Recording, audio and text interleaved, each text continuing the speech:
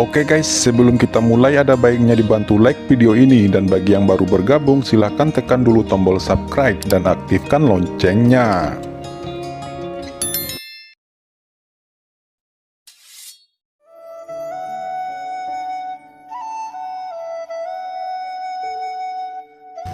Situzen berkata, "Ya, karena kematian Ling Jun tidak ada hubungannya denganmu. Baiklah, sekarang karena Anda telah menerobos ke ranah Kaisar Wu, kamu bisa ikut dengan kami. Ini adalah kristal darah dari binatang tadi, ambillah, ini berguna untukmu." Situzen mengangkat tangannya memberikan kristal darah itu. Qin Chen buru-buru berkata, "Tuan Situ, Andalah yang membunuh binatang alien itu. Murid ini tidak berani menerimanya." Situzen menjawab, "Kamu telah mengalahkan Ling Yi dan kamu bahkan berani masuk ke dalam alam Yu kuno hanya dengan mengandalkan Wu Huang setengah langkah. Terimalah ini." Qin Chen tak dapat lagi mengelak, dia akhirnya menerima kristal darah itu. Situzen berkata, "Baiklah semuanya, mari pergi."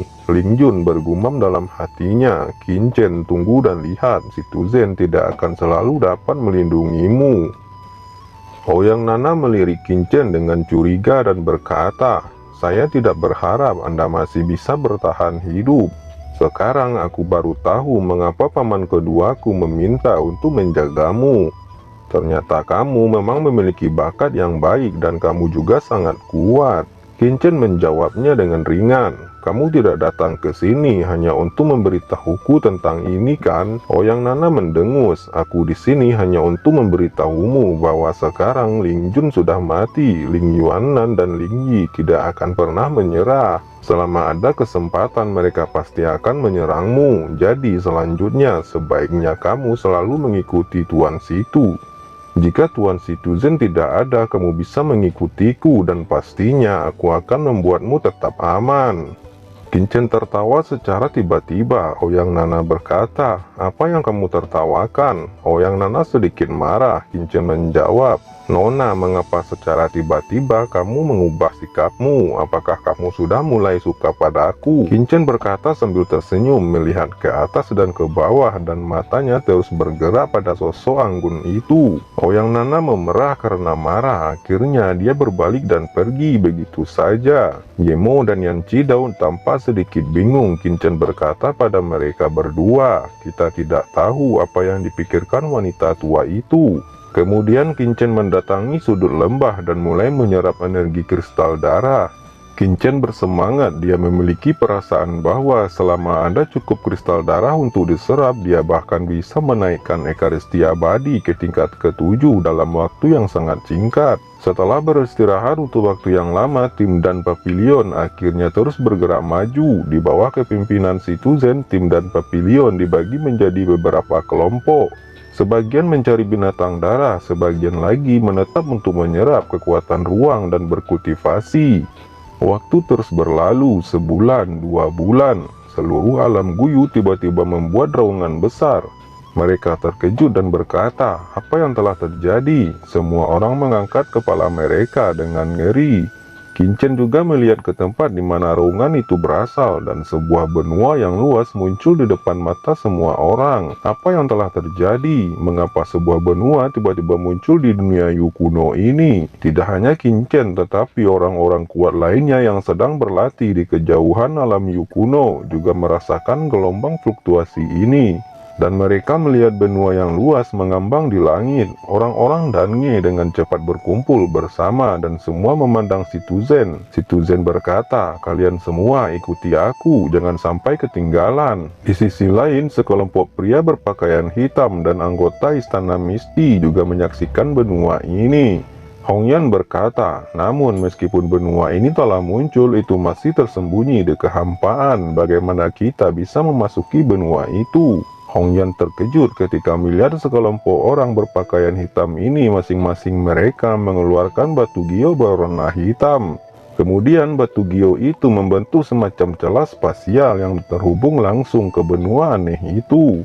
Orang-orang berbaju hitam ini langsung memasuki celah dan berkata, Semuanya jangan khawatir, tolong jangan lupa perintah yang diberikan permaisuri kepada kalian. Aku akan menunggu kalian di sana." Ketika suara itu terdengar, kelompok orang berbaju hitam ini benar-benar menghilang dari pandangan semua orang. Pemimpin Hongyan, orang-orang ini tidak tahu asal-usulnya, mereka pergi begitu saja tanpa penjelasan. Ucap Fei Tian, Hongyan berkata dengan dingin, "Jangan katakan apa-apa lagi, lebih baik kalian semua ikuti dengan patuh perintah permaisuri." Pada saat ini praktisi dari pasukan lain juga mulai tiba satu persatu dan mereka semua terkejut ketika melihat Hongyan. Wu Huang telah sampai duluan di sini. Orang-orang berkata, "Istana berkabut, mungkinkah istana berkabut yang menemukan benua ini?" Tanah Suci Garis Darah, Gerbang Wuyin, Gunung Qingdi, Kidian, Pengjiao kuno, keluarga Long, keluarga Xiao, Sekte Setan Kematian, Sekte Hantu Langit, keluarga Teng, Sekte Setan Hantu, dan kekuatan top lainnya juga telah berdatangan.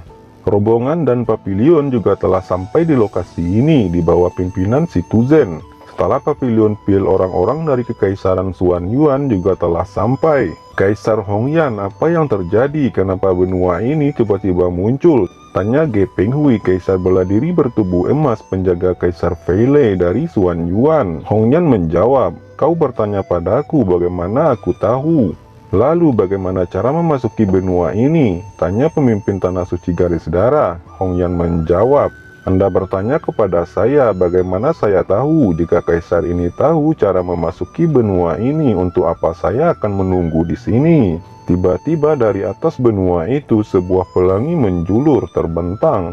"Mungkinkah itu jalan menuju ke benua itu?" pikir semua orang terkejut. Segera seorang Kaisar Wu bergegas dan langsung menginjakkan kaki di jalan pelangi itu. Jembatan pelangi ini sangat lebar, tetapi begitu Kaisar Wu itu menginjaknya, dia langsung jatuh terpeleset. Kemungkinan jalan itu sangat licin. Kaisar Wu lainnya juga mulai satu persatu mencoba menapaki jalan pelangi itu.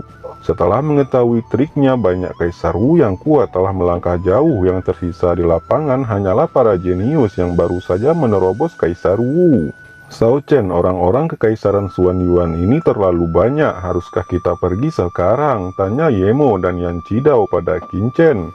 Qin Chen menjawab, "Jangan khawatir, apakah kamu tidak melihat masih ada begitu banyak orang yang belum berangkat? Jadi meskipun Kekaisaran Xuan Yuan itu kuat, bisakah mereka sepenuhnya menguasai jembatan pelangi ini sendirian?" Tidak hanya Papilion dan tetapi beberapa Tianzhou dari kekuatan top lainnya juga segera ingin mencoba. Kaisar Fenglei tersenyum dan memandang semua orang di lapangan seolah-olah dia adalah kaisar di antara semua orang saat ini. Tiba-tiba tatapannya jatuh ke wajah Chen Sisi. Dia tersenyum dan berkata, "Putri suci Sekte Hantu, kamu bisa datang dan menginjakkan kaki di jalan pelangi ini bersama kaisar ini." Chen Sisi tertawa dan berkata, "Kaisar Fenglei bercanda, gadis ini hanya rakyat jelata, mana berani melangkah bersama dengan kaisar." Chen Sisi melirik Qin Chen dan berkata, "Saya tidak tahu apakah Tuan Muda Qin bersedia melangkah maju bersama saya." Qin Chen langsung menjawab, "Maaf, saya tidak tertarik."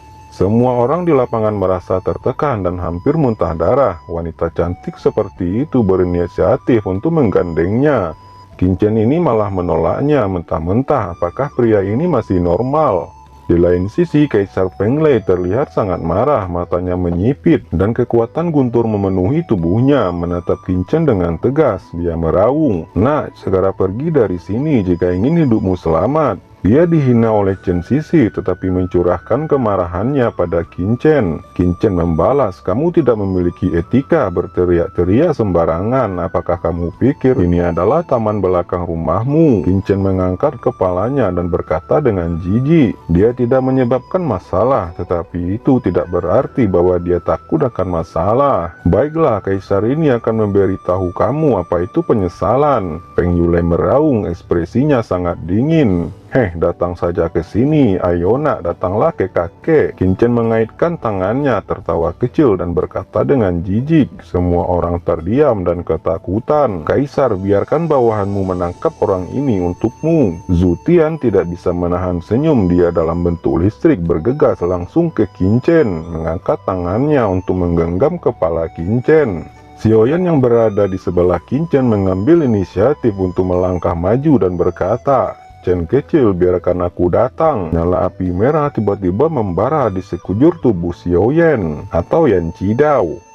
Keduanya bertarung sengit, sebuah raungan tiba-tiba bergema dan sekelompok jenius lain juga telah datang. Pemimpinnya adalah seorang gadis muda, Murong Bingyun, putri suci istana berkabut. Rumor mengatakan bahwa Murong Bingyun adalah putri angkat Sang Guan Xier, penguasa istana berkabut. Dia memiliki bakat luar biasa dan tak tertandingi di dunia. Di belakangnya Jiruyu dan Yu Qiansu juga terlihat muncul. Melihat Yu Qiansu telah datang, Qin Chen tersenyum dan berpikir, tampaknya Qiansu mendapat banyak manfaat dari kolam suci surgawi. Dia benar-benar telah membangunkan tubuh ilahi, es dan salju yang merupakan salah satu fisik teratas di benua Tianwu ini. Yu Qiansu juga menoleh ke Qin Chen dan berencana untuk mendatanginya. Jiruyu berkata, "Qiansu, jangan impulsif, ini bukan tempatnya." Jiruyu tiba-tiba meraih Yu Qiansu dan berkata dengan sungguh-sungguh, "Ada begitu banyak orang di sini dan setiap gerakanmu akan menarik perhatian banyak orang. Apakah Anda akan membahayakan Qin Chen?" Yu Qiansu tertegun sejenak. "Qiansu, Jiruyu benar, ikuti balai penegak hukum dan nanti aku akan mencarimu di dalam," ucap Qin Chen mentransmisikan suaranya. Selain Chen Sisi dan Yu Qiansu, Qin Chen juga melihat seorang kenalan lama di tim istana berkabut, yang ternyata itu adalah Zhou Ziwei dari Paviliun Xuanyin, negeri 100 dinasti. "Baiklah, ayo pergi, pemimpin Hongyan dan yang lainnya telah duluan." Murong Bingyun, Kaisar Fenglei, Jiruyu, Yu Qiansu dan yang lainnya sangat kuat dan mereka adalah Tianzhou yang pertama kali menginjakkan kaki di jembatan pelangi dan naik ke atas. Segera giliran Qin Chen. Qin Chen menstabilkan sosoknya begitu dia menginjakkan kaki di jembatan pelangi ini. Selain Ouyang Nana, dia adalah orang kedua yang mampu berdiri, yang lain masih tergelincir mencari keseimbangan. Berdiri di jembatan pelangi, Qin Chen merasakan kekuatan aturan di jembatan ini. Dia secara bertahap menemukan bahwa kekuatan aturan di jembatan pelangi ini tidak statis, tetapi terus berubah. Dia bergumam, "Aku akan mencoba garis darah guntur." Tiba-tiba Qin Chen segera merasa bahwa tekanan jembatan pelangi berkurang sebagian besar. Dan itu menjadi jauh lebih mudah. Tentu saja dia bisa melakukan ini dan itu tidak berarti bahwa orang lain juga bisa melakukannya. Melihat Yemo dan Yan Qidao mati-matian melawan penolakan jembatan pelangi, Qin Chen langsung tertawa dan berkata, "Kalian berdua jangan melawan kekuatan aturan ini, tetapi kalian hanya perlu merasakannya. Bahkan jika kamu tidak dapat memahaminya, jangan pernah memaksanya untuk menekan. Dengan basis kultivasi Anda tidak dapat menekan kekuatan aturan ini, dan kamu juga bisa mencoba menggunakan kekuatan darah untuk merasakan kekuatan jembatan pelangi ini.